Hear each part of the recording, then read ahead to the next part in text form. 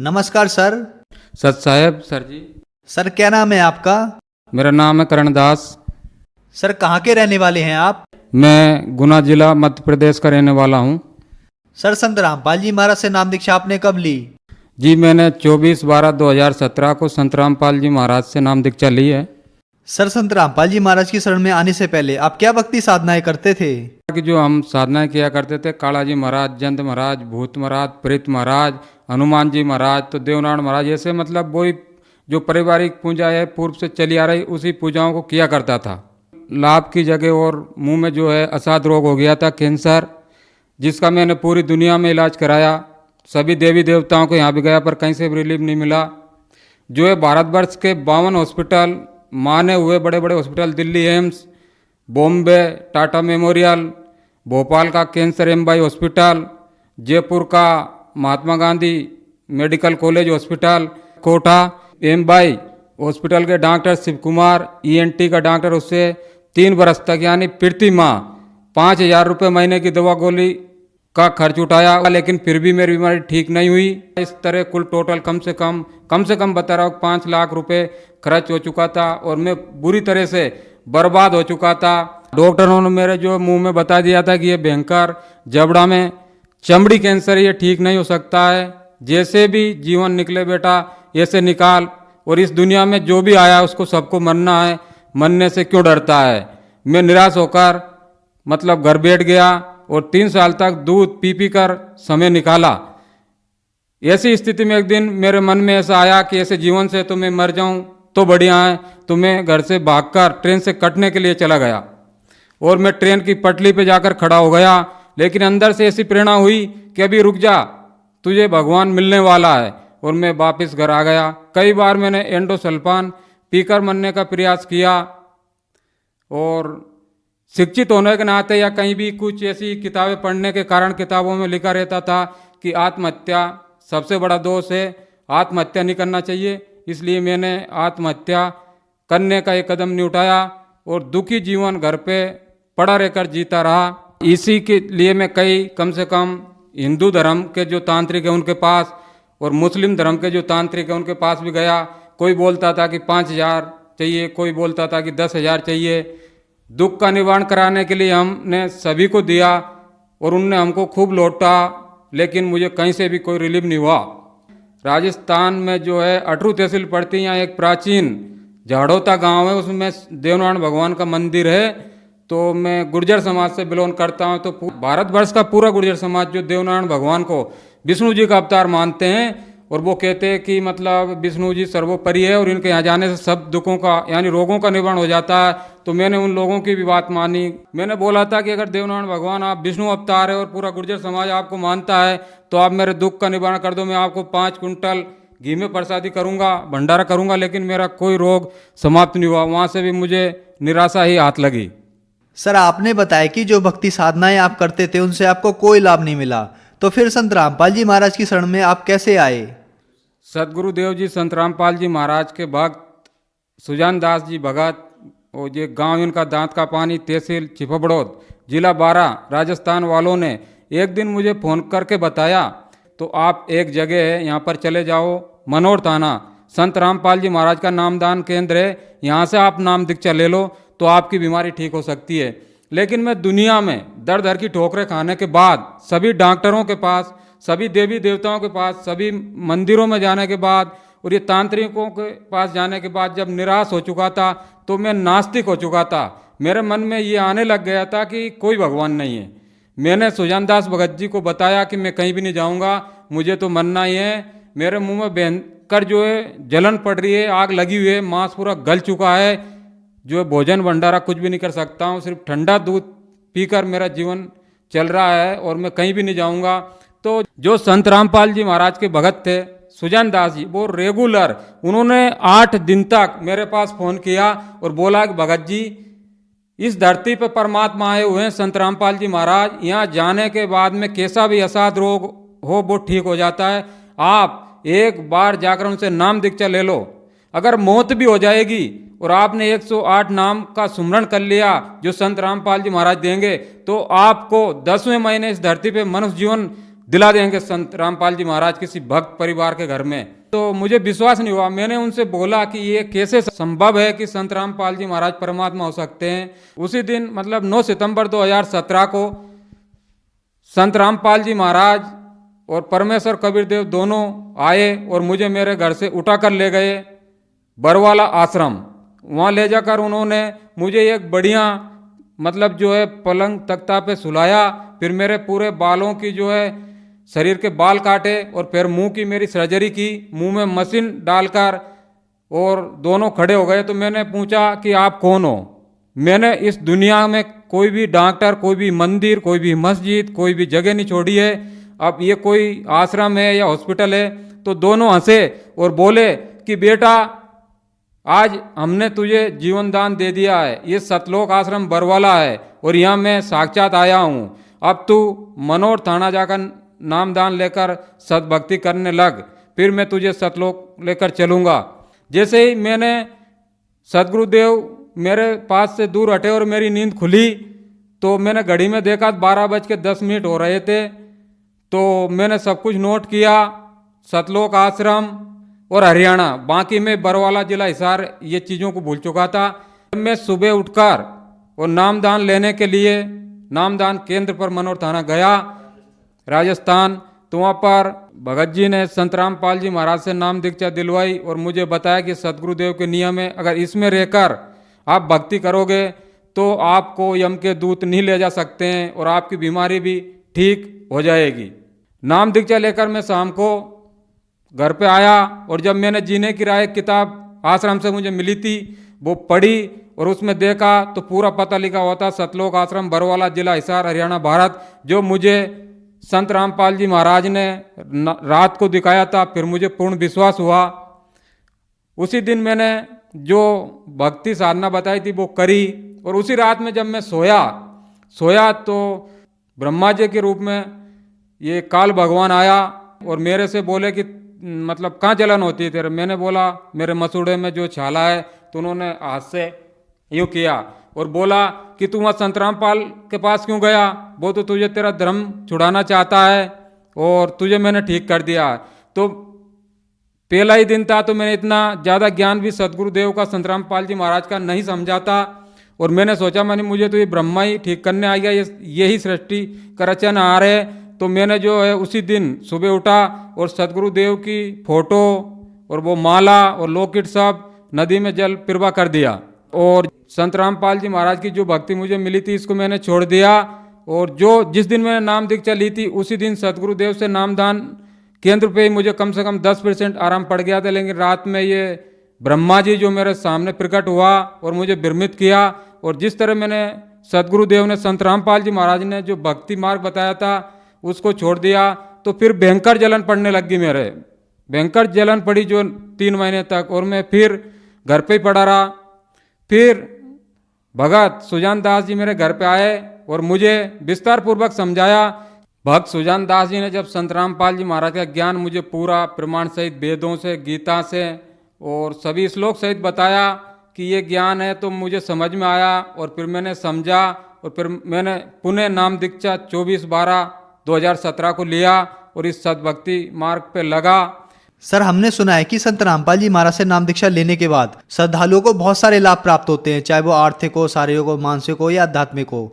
तो क्या सर संत रामपाल जी महाराज से नाम दीक्षा लेने के बाद आपको भी कोई लाभ प्राप्त हुए?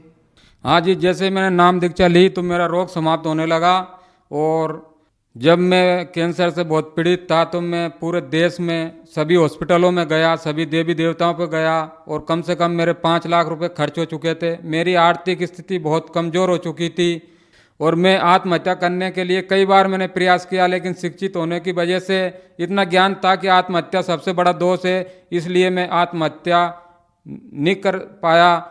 और जब मैंने सदगुरुदेव जी से नाम दीक्षा लिया तो मेरा कैंसर का रोग भी ठीक हुआ और मेरे ऊपर जो 5 लाख रुपए खर्च था वो भी समाप्त हुआ। और जो मैं 4-5 साल से मैं खाना नहीं खा पाता था, सिर्फ दूध भी पीता था 100 या 200 ग्राम सुबह या शाम, लेकिन सदगुरुदेव संत रामपाल जी महाराज से नाम दीक्षा लेने के बाद सदगुरुदेव जी ने ऐसे दया करी कि जिस दिन मैंने नाम दीक्षा ली उसी दिन 5 साल से यानी रोटी नहीं खाई थी, लेकिन उसी दिन मैंने 4-5 रोटी खाई और मेरा जलन का रोग समाप्त होने लगा। संत रामपाल जी महाराज से नाम दीक्षा लेने के बाद मेरा कैंसर का रोग बिल्कुल ठीक हो गया, मैं बिल्कुल स्वस्थ हो गया।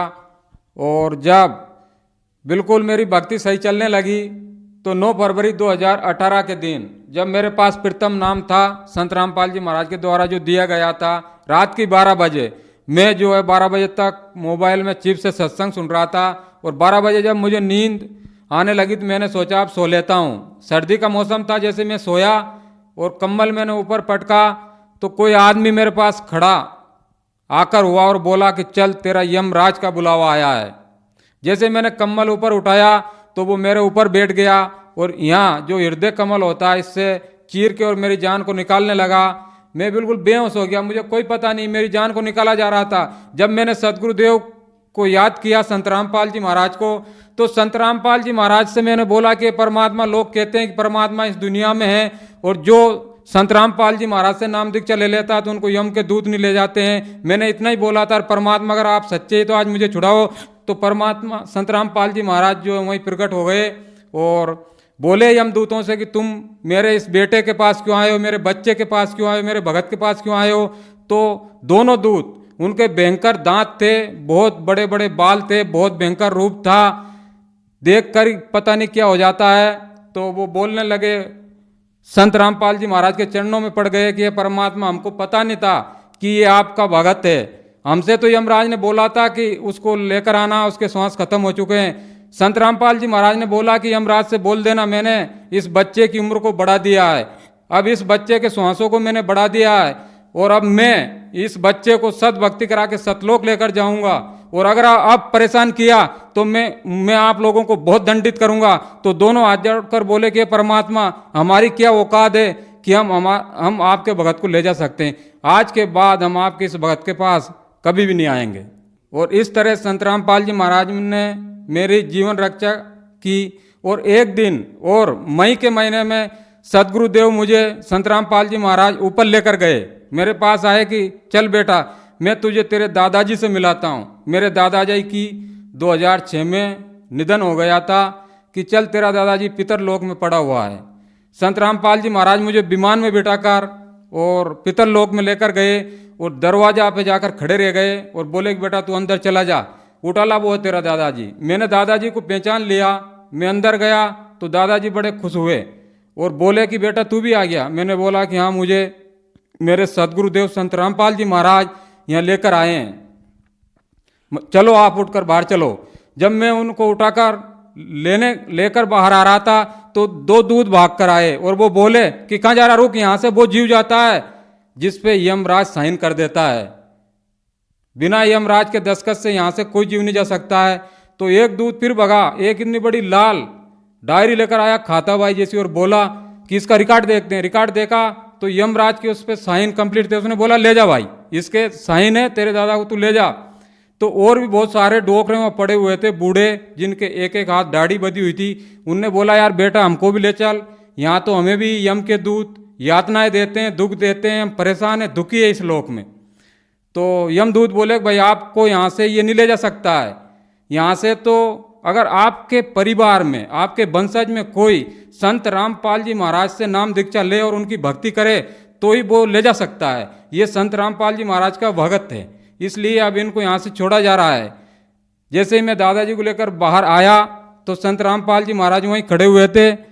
सदगुरुदेव ने मेरे से बोला कि बेटा तू जो है तेरे गांव कर्मोदिया मृत लोक में पहुंच, मैं तेरे दादाजी को जो है किसी मेरे शिष्य यानी भगत के घर में मनुष्य जीवन दूंगा और जैसे इनकी जबान खुलेगी तो सत साहेब के कर खुलेगी और इनको नाम दीक्षा तत्काल मिलेगी और इनको भी सतलोक लेकर चलेंगे। इस तरह परमात्मा ने कहा कि मैं मेरे सच्चे भगत की 101 पीढ़ी को पार कर देता हूँ। इस तरह संत रामपाल जी महाराज ने मेरे ऊपर तो दया करी, मेरा कैंसर का रोग भी ठीक हुआ और मेरे दादाजी पर भी दया करी जिनका निधन हो गया था सन 2006 में। और जो पूर्व में हम गलत साधनाएं करते थे देवी देवताओं की, पितर पूजा, 6 मासी 12 मासी पिंडदान आदि क्रियाएं हमारे दादाजी किया करते थे, इस कारण वो पितर लोक में पड़े हुए थे।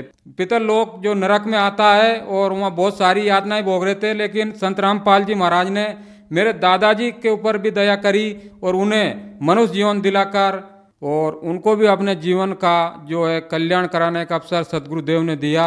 सदगुरुदेव संत रामपाल जी महाराज ने और बहुत सारी दया करी, 5 लाख का कर्ज भी अदा किया और सर्व सुविधाएं दी। कहने का मतलब आज अगर मुझे ज़रूरत होती है कि सुबह मुझे 5,000 की ज़रूरत है तो 5,000 की व्यवस्था हो जाती, पता ही नहीं कहाँ से क्या हो जाती है।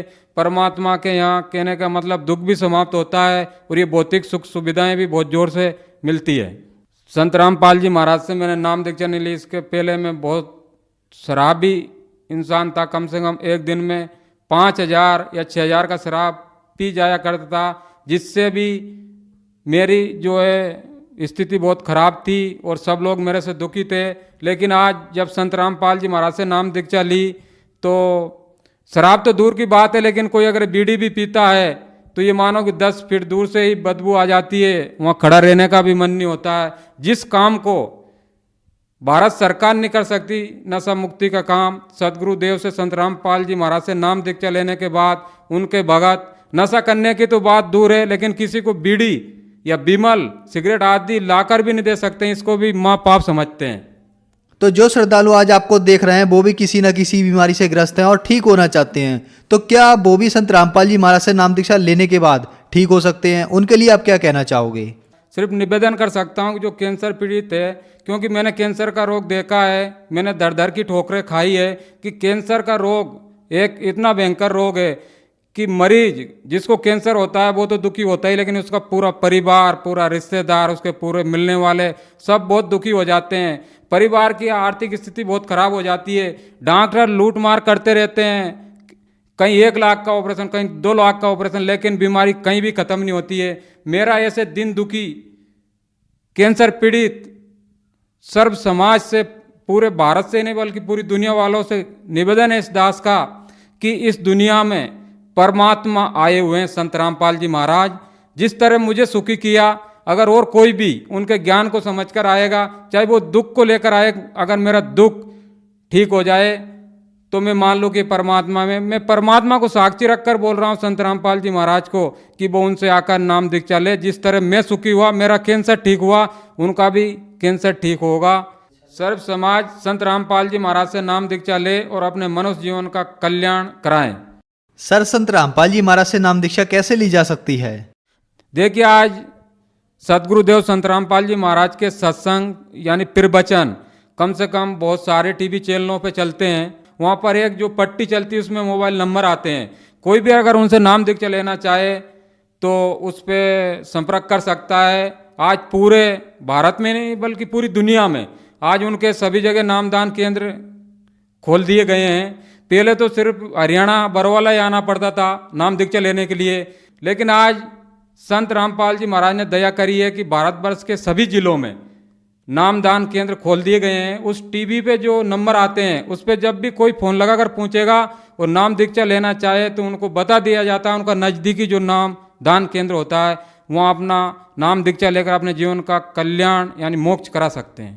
धन्यवाद सर। सच साहिब। कृपया ध्यान दें, संत रामपाल जी के भक्तों के साथ हुए नए चमत्कारों के इंटरव्यू देखने के लिए इस चैनल को सब्सक्राइब करें। सत साहिब।